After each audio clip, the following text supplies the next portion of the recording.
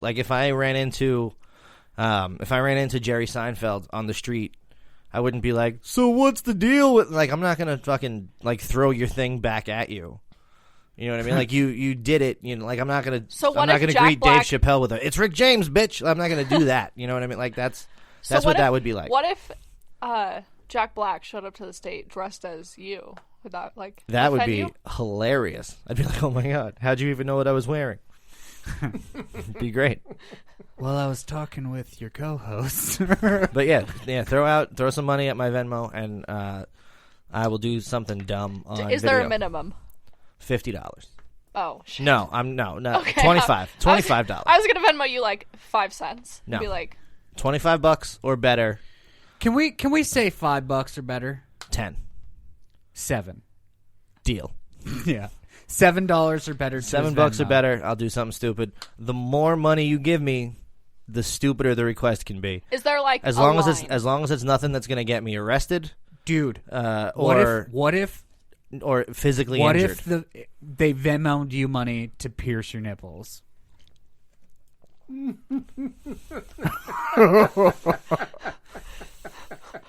Dude, I'll tell you what. If somebody Venmos you more than $7, I'll pay to have your nipples pierced. It would have to be this is the best day of my life. I got to think about that one. How much does it cost? I'm not going to commit. I'm not going to commit to that one on tape. But then commit. I'll I'll up this, and then so if that happens, every time you go on stage and do a bit about it and show your nipples, I'll pay you $5.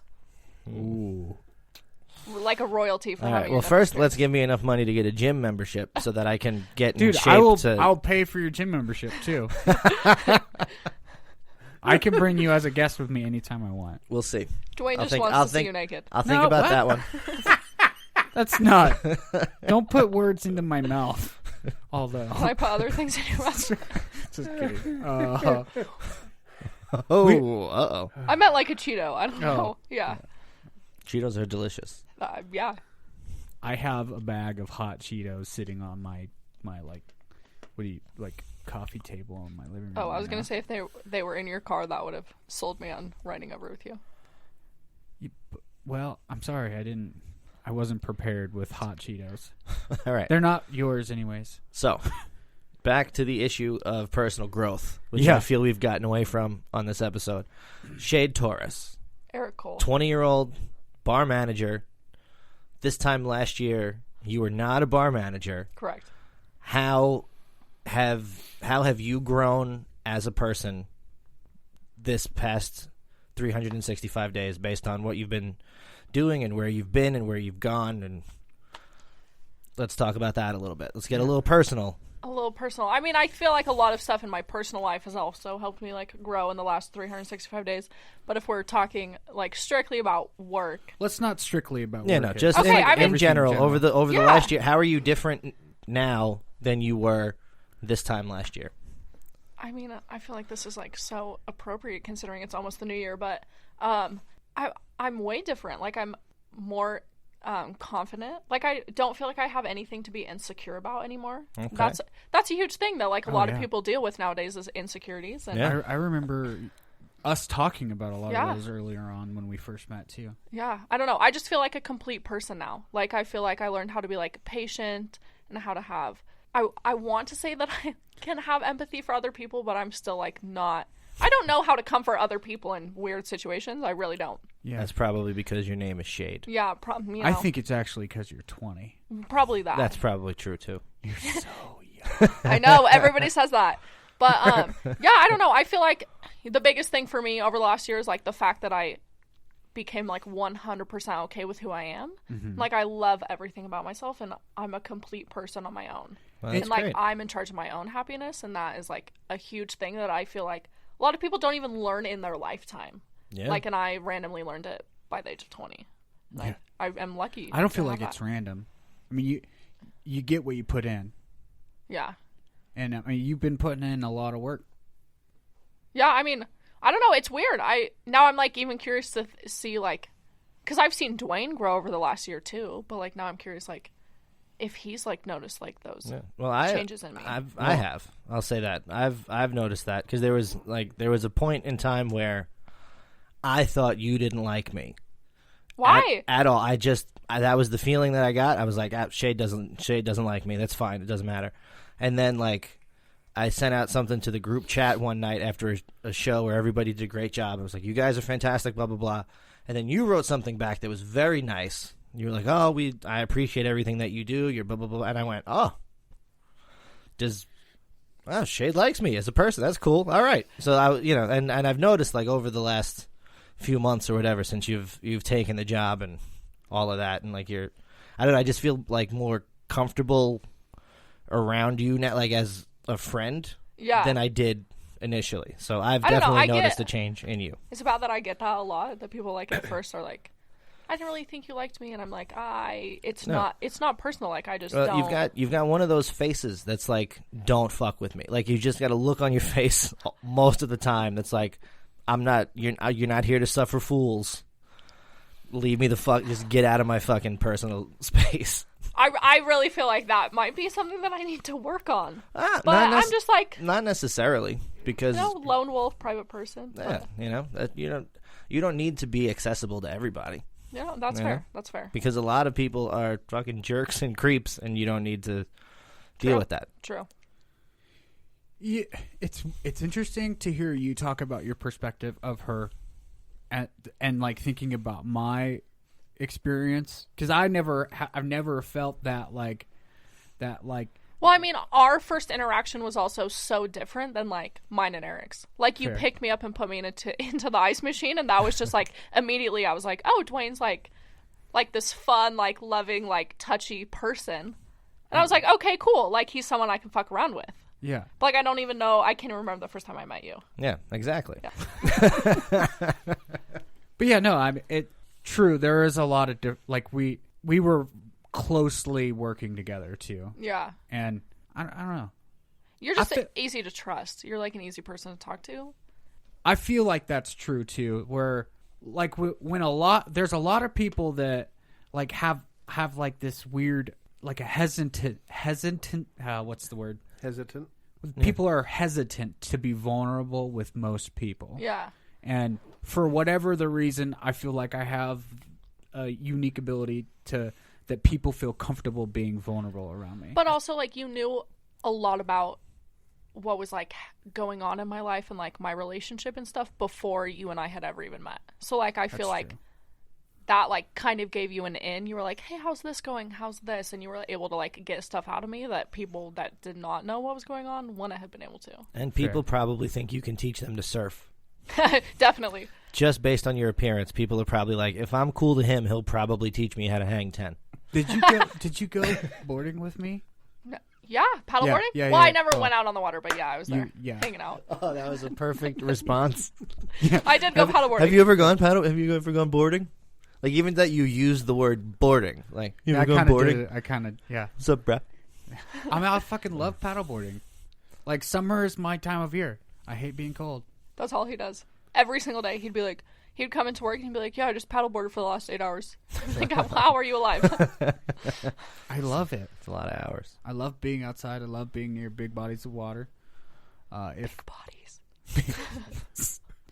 Why did you whisper that? I don't know. Big bodies.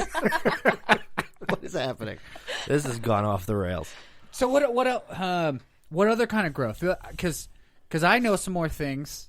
I feel like, okay, and the hardest thing for me, because I've always just kind of naturally fallen into leadership positions, has always been people being like, as a leader, how do you do this? And I'm like, honestly, I have no idea. Like, I have no idea. And I was actually talking, Jared and I had like a 2-hour-long phone conversation a few weeks ago, and both of us kind of got on the topic. We were like, the people business is kind of like, is the hardest business. The people business is the hardest business, but it's also the most important. Mm-hmm. And I think that that's really like how I try and lead, is like by the people, like what the people want. And like I try to make as many people happy as I can. Like I'm very like utilitarian, like these leaders are going to bring, or like these changes will bring the most amount of good for us, like as a collective. And I think that that's really important, and that's really what I've been trying to do at Liquid. But also just making sure that like all the servers, like even the door guys and Eric and like the sound engineers and stuff, like I want everybody to come into work and like I want them to want to be there. Yeah. Like I want them to want to have fun. And Jeremy told me that when I asked him to switch over to Liquid entirely, like one of the reasons that I said is I don't have fun at Solid. Like I don't want to be there. And he's like, I know that you were getting burnt out. That's why I said it was okay. And that kind of hit me a lot because I had never thought about that. Yeah. And like as much as work should be serious, like you should enjoy what you're doing every single day. And I think that is like one thing that I'm really trying to do is like I want all of us to come into work and like be happy and want to be there because it just makes everything better. That's true. It's one of the like when everybody's in a bad mood, there's like a thick like cloud. Tension in the that you don't want to talk to anybody. Like, well, is Dwayne in a bad mood tonight? No, I'm not gonna bother him. Like, and it's a whole. So yeah, when everybody's happy and like enjoying themselves, it's a lot easier a situation to. We are collectively like a family, and we all like really care about each other, and we all we really lift each other up. But we all like really rely on one another's like feelings throughout the day, and like if one of us show up to work in a weird mood, it seriously throws off like the whole shift. It really does. Yeah. I know that's true, and I know that it seems like a lot of times my mood, especially at work, it's really wishy-washy because I don't have as much desire to be there anymore as I once had. Yeah. Like I'm really trying to work myself out of the bar. Yeah. And I'm so stoked. I'm only working there Friday, Saturday now. That's great. And I think that that's going to be really good because like I'm there because I need to be there, and I. Yeah, but also like I mean, because of like how I was raised and like everything I've been through, like one thing I have like always tried to implement in my life is like you got to do things just for you. And so like for you, like you're moving on to like bigger and better things that like make you happier as a human, and like if being at the bar does not make you like genuinely happy all the time, then that's like nobody should go any day without being like as happy as they could be, because bartending and like serving in general is not like you see these people who end up working at diners when they're 60 and they're like, yeah, what can I get you? Like they're not. I mean, also, it's been a joke on like TV shows, right? The grizzled old lady. Hey, how you doing? Well, you need some coffee. You know what I mean? Like you don't want to. Nobody want like that's why I stopped being a server because I couldn't do it anymore. Dealing with people it gets hard. Yeah. It really does because like as much as like all of us at work could be like the happiest ever. Like if I have one table that is like off or that I'm like I don't know what I did, but like for some reason they don't like me, then that like brings me down. Yeah. And it's like it's hard. Dealing with people is the hardest thing. Yeah, absolutely. Yeah, no, it's the thing that I've been having the hardest time with is like pretending like I'm interested.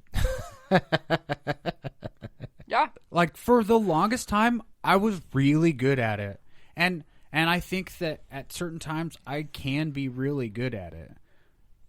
But it's like the amount of energy that it takes to pretend like I'm interested in whatever the fuck is going on in this person's life. Yep. It's like I'm the weight of feeling fake is just too much lately. Yeah. But also like, I mean, you work all day, every day. Yeah. Like you work 7 days a week. 6 days. You work 6 days a week. Like 18-hour days on Friday. Yeah. Exactly. Like it's like exhausting. That's too it's much. Literally draining. Like nobody can do that. I tried to do it for like 2 years where I had like 2 jobs and I'd work like 12 to 15-hour days, Fridays and Saturdays, and it didn't work. Yeah, it's not sustainable, and I'm aware of that. But like I also like the money, the cash on hand is really great. That's true, but at a certain point, like at least for me anyway, my mental well-being was more important than what I was bringing home every night. Like I was going to work at my serving job and You say you're having trouble pretending to be interested. I straight up could not pretend that I didn't give a shit. And I was like, you know what?